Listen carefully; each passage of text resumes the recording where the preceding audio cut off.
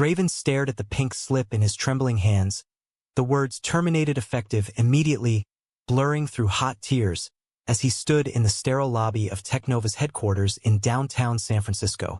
After 10 loyal years climbing from junior developer to lead engineer, it all crumbled because of one careless social media post from his weekend pride parade. His boss, Mr. Harlan, had called him in that morning, face twisted in disgust, muttering about company values that apparently didn't include being gay. He slammed the office door behind him, the echo reverberating like a final nail in the coffin of his career. The elevator ride down felt eternal, each floor a reminder of the projects he'd poured his soul into. The innovative apps that boosted revenue by millions, the late nights debugging code while colleagues went home to families. Now, at 35, Draven was jobless, his savings meager after helping his aging parents back in Ohio. As he reached the lobby, the receptionist, Maria, a kind-faced woman in her 50s who'd always greeted him with a genuine smile, waved him over. "Draven, wait," she said softly, her voice laced with sympathy. She glanced around before sliding a small, unmarked cardboard box across the counter. "This is for you. Don't open it here." Curiosity mixed with despair as Draven clutched the box under his arm and stepped out into the bustling streets of the city. The fog had lifted, revealing a crisp autumn day, but it did little to warm the chill in his bones. He hailed a cab to his modest apartment in the Castro district, the vibrant rainbow flags waving mockingly as if to remind him of the freedom he thought he'd earned. Once home, he collapsed on the couch, the box staring back at him like a Pandora's puzzle. With a deep breath, he peeled back the tape. Inside lay a stack of envelopes, each sealed with different handwriting, and a USB drive labeled, "For Draven, from us." His heart raced as he opened the first envelope. It was from Sarah, his former team lead. "Draven, we've all seen how Harlan treats people like you. This isn't right. Use what's on the drive." The next from Mike, a straight ally in marketing. Recorded conversations. Proof of discrimination. Fight back. Envelope after envelope revealed notes of support from colleagues he'd barely spoken to outside work. Whispers of solidarity in a corporate world that preached diversity but practiced exclusion. The USB held audio files. Harlan's rants in meetings about keeping the office family-friendly. Code for no visible queerness. One clip captured him saying, "We can't have that kind influencing our clients," right after Draven's promotion was denied last year. Shock turned to anger, a fire igniting in Draven's chest. How many others had suffered in silence? He paced the room, mind swirling with possibilities. Sue the company? Go public? Or slink away, tail between his legs? The decision weighed heavy, but the box had cracked open a door he didn't know existed. That evening, he called his best friend, Jordan, a lawyer specializing in employment rights. "You won't believe this," Draven said, voice steady for the first time that day.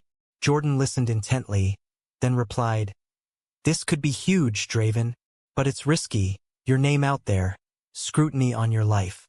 As days blurred into a haze of unemployment forms and restless nights, Draven dove deeper into the evidence.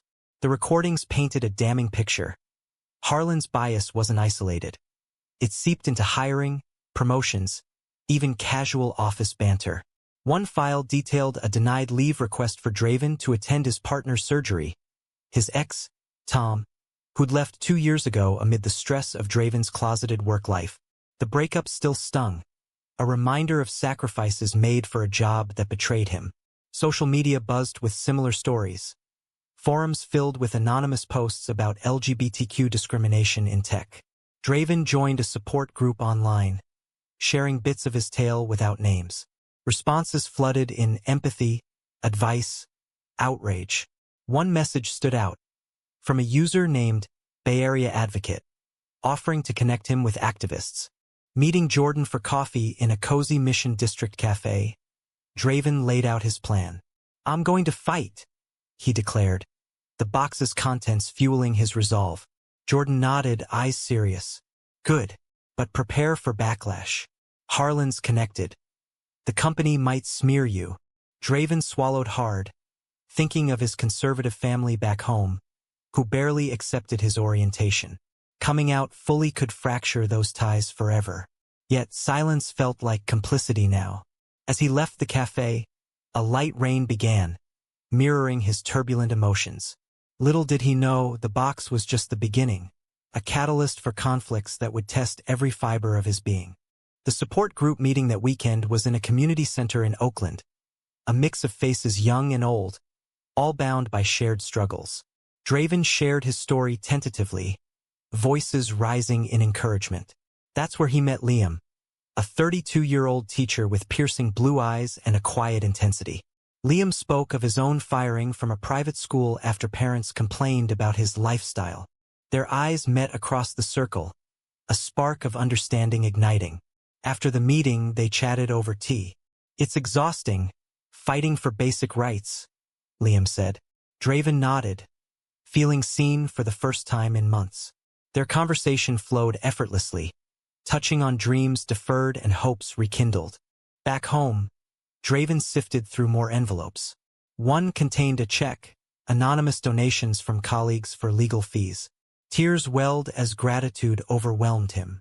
He emailed Jordan the files, setting the wheels in motion for a lawsuit. But doubt crept in. Was exposing the company worth the personal cost? Harlan's influence could blacklist him in the industry. Social conflicts loomed. Friends divided. Family estranged. Yet, the box had given him agency, a choice to stand tall. Weeks turned into a whirlwind as Jordan built the case. Depositions loomed, and Draven practiced his testimony in front of the mirror, voice gaining strength. The media caught wind somehow, a leaked tip perhaps, and suddenly his story was trending on local news sites. Tech engineer claims discrimination after decade of service. The headlines screamed. Comments sections erupted. Supporters praised his bravery, while trolls spewed hate, questioning his motives. "Just another snowflake playing the victim card," one read. Draven's phone buzzed incessantly, old acquaintances reaching out, some with encouragement, others with judgment. Liam became a steady presence, their coffee chats evolving into walks along the Embarcadero, sharing stories under the Bay Bridge's glow. Liam's warmth contrasted Draven's guarded heart. He'd been single since Tom, wary of vulnerability. "You've been through hell," Liam said one evening, hand brushing Draven's. "But look at you now, fighting back." The touch sent a shiver, a reminder of connection lost. Yet romance felt complicated amid the chaos. Draven confided in Jordan. "I like him, but timing sucks." Jordan chuckled. "Life doesn't wait for perfect moments." The first court hearing was a circus. Harlan sat stone-faced, his lawyers arguing performance issues as the cause for termination. Draven's evidence countered every claim. The recordings played in chambers, Harlan's voice booming with prejudice. Gasps echoed from observers. Outside, protesters gathered, LGBTQ advocates waving signs, countered by a small group chanting about traditional values. Draven felt exposed, cameras flashing as he exited. That night, a threatening email arrived. "Drop the suit or regret it." Fear gripped him, but Liam's call steadied his nerves. "You're not alone," Liam assured. Family calls came next. His sister, supportive but worried. His parents, distant and disapproving. "Why air our dirty laundry?" his father grumbled. Draven's response was firm. "It's not dirty. It's truth." The rift deepened, a social chasm widening. At work, rumors spread. Colleagues who'd contributed to the box now distanced themselves, fearing retaliation. Maria, the receptionist, texted, "Stay strong. More support coming." Another envelope arrived anonymously. Photos of Harlan at anti-gay rallies years ago. As the case gained traction, national outlets picked it up. Interviews requests flooded in. Draven agreed to one with a progressive podcast, voice trembling as he recounted his journey. Listeners responded overwhelmingly, donations pouring into a GoFundMe Jordan set up. But controversy brewed. A conservative blog accused Draven of fabricating evidence, twisting facts. Social media wars ensued, hashtags like Justice for Draven clashing with fake victim. Liam stood by him, attending rallies, their bond deepening amid the storm. One night, over dinner at Liam's cozy apartment, emotions overflowed. "I admire your courage," Liam whispered. Draven leaned in, their first kiss tentative yet electric, a beacon in the turmoil. Harlan's team fought dirty, digging into Draven's past. Old relationships, minor work disputes. In court, they painted him as unstable. Draven countered with poise, the box's contents his shield. Witnesses emerged, former employees sharing similar tales. The judge's rulings favored discovery, exposing company emails rife with bias. Public opinion shifted. Boycotts threatened Technova's stock. Harlan cracked under pressure, offering a settlement. "Take it," his lawyers urged. Draven hesitated. Money versus justice? Debates raged in the support group. "Settle and move on," some said. "Push for change," others argued. Liam's view: "What feels right to you?" Draven chose to fight on, igniting more conflicts. A coworker outed as an informant leaked strategies. Trust shattered. Family gatherings skipped. Friendships strained. Yet resilience grew.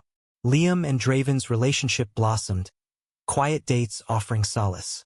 "This box changed everything," Draven mused one evening, wrapped in Liam's arms. The future, once bleak, now held promise. But at what cost? The trial's core unfolded in a packed San Francisco courtroom, tension thick as fog. Draven took the stand, recounting a decade of dedication overshadowed by discrimination. "I hid who I was to fit in," he said, voice steady. Harlan's cross-examination was brutal. "Weren't you underperforming?" Draven's rebuttal, backed by performance reviews, silenced doubts. The recordings played publicly now, Harlan's words drawing audible outrage. Supporters cheered outside. Opponents picketed, claiming reverse discrimination. Media frenzy intensified. Talk shows debated. Is workplace equality going too far? Draven appeared on one, facing a hostile panelist. "You're ruining a man's career over personal choices." The critic spat. Draven responded calmly. "No, he ruined mine over mine." Viewership spiked, polarizing opinions. Social conflicts escalated. Online death threats forced Draven to change addresses. Liam moved in temporarily, their cohabitation accelerating intimacy. "We're in this together," Liam affirmed, but strains showed. Liam's job suffered guilt by association, parents pressuring him to distance. Discovery unearthed more. Technova's diversity training was a sham, stats showing underrepresentation of LGBTQ staff. A class action suit brewed, former employees joining. Harlan testified, denying bias, but emails contradicted him. References to those people in hiring notes. Perjury whispers circulated. Draven's family fractured further. His mother called tearfully, "We're proud, but scared." His father hung up mid-conversation. Community ties strengthened, though Pride events honored him as a trailblazer. A twist emerged. Maria testified, revealing she'd orchestrated the box with sympathetic colleagues. "I couldn't stand by," she said. Harlan's glare bored into her. She was fired shortly after. Outrage swelled, petitions for her reinstatement. Draven visited her, gratitude profound. "You saved me," he said. Maria smiled. "We save each other." Liam's past resurfaced. A ex-partner, bitter from their breakup, leaked private messages to tabloids, painting Liam as opportunistic. "He's using Draven for fame," headlines blared. Trust wavered. Draven confronted Liam. "Is this real?" Hurt flashed in Liam's eyes. "You know it is." They argued, emotions raw. Draven's paranoia from betrayal clashing with Liam's loyalty. Reconciliation came slowly, a heartfelt talk under starlit skies. "We've both been hurt," Liam admitted. Their bond mended stronger. The case's climax approached. Closing arguments. Jordan painted a picture of systemic injustice. Defense claimed isolated incidents. Jury deliberations dragged. Draven's anxiety peaking. He and Liam volunteered at a youth LGBTQ center, finding purpose amid weight. Teens shared stories mirroring his own bullying rejection. "You're my hero," one said. Tears flowed. Draven realized impact beyond personal gain. Verdict day dawned clear. "We find in favor of the plaintiff," the foreman announced. Cheers erupted. Damages awarded. Substantial compensation, plus mandated reforms at Technova. Harlan resigned in disgrace. Victory tasted bittersweet, scars lingered. Media hailed it a landmark. Critics decried woke overreach. Draven's speech outside. "This is for everyone silenced." Liam squeezed his hand, pride evident. Post-trial, life shifted. Draven started a consultancy for inclusive workplaces, offers flooding in. Liam proposed relocation for a fresh start, but Draven hesitated, roots deep in the bay. Family reconciliation tentative. A awkward dinner, bridges mending slowly. Yet, new conflicts arose. Activists pushed him to politics. He demurred, preferring quiet impact. In the aftermath, Draven navigated fame's double-edged sword. Speaking engagements piled up. Conferences, universities, sharing his journey. "Change starts with one voice," he'd say, but exhaustion crept in. Liam noticed, suggesting a getaway to Big Sur, coastal drives, hikes through redwoods. There, away from scrutiny, they deepened their connection. "Marry me?" Liam asked impulsively under a sunset. Draven paused, joy mixed with fear. "Yes," he whispered, sealing it with a kiss. Planning ensued, but controversy followed. Conservative outlets lambasted, activist wedding, dredging old wounds. Back home, Technova's reforms unfolded, new policies, trainings. Draven consulted, ensuring authenticity. But internal resistance surfaced. Some employees resented changes, muttering about forced diversity. An anonymous op-ed accused Draven of divisiveness. Social media amplified, debates raging. Equality or entitlement? Draven responded in a blog. "It's about humanity." Support surged, but so did isolation. Old friends ghosted, fearing association. Family dynamics evolved. His sister hosted a reconciliation brunch. Parents attended warily, conversations stilted. "We love you," his mother said finally. His father nodded silently, a small win. Liam's family, more accepting, embraced Draven warmly. Yet, cultural clashes persisted. At a joint gathering, uncles debated gay rights heatedly. Draven held firm, Liam by his side. A new twist. The box's origins deepened. Maria revealed it stemmed from an underground network of allies within the company, inspired by past injustices. "You're not the first," she confided. Draven investigated, uncovering stories of others fired quietly. He launched a foundation funding legal aid for similar cases. Donors included celebrities amplifying reach. But scrutiny intensified. Audits, accusations of mismanagement from detractors.